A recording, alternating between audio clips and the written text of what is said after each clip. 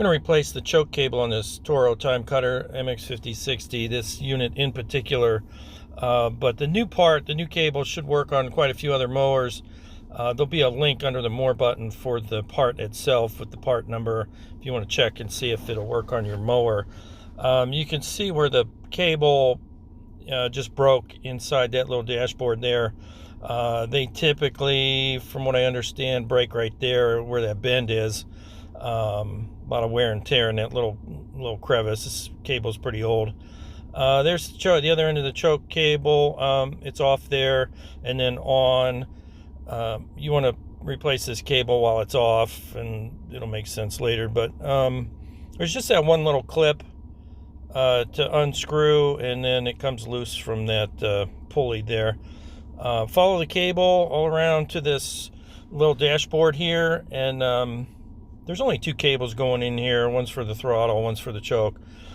So there's 3 screws holding this particular little dashboard in place. So take those completely out so we can turn this little dashboard upside down. You can unhook the battery if you want. I just kind of left everything hooked up. And then on the bottom side of there, you'll see there's a nut and a washer.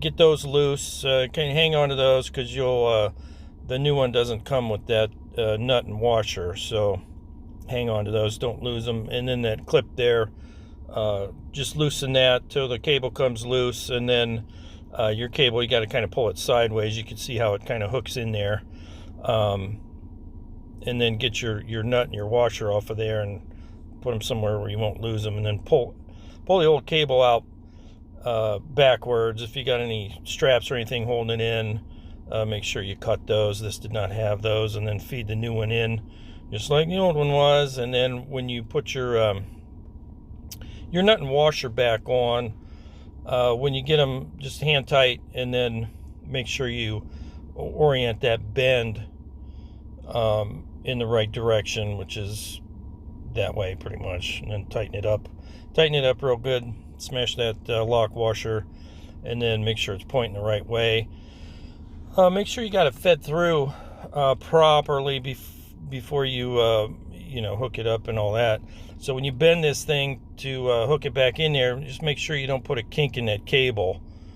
Be gentle with it, and then we'll hook that clip back in there. Tighten that up real tight, and then like I said, you can put some straps on those cables if you want, but this thing's short enough, I don't need those. Put your little dashboard back on, put your screws back in, tighten it down. That's on.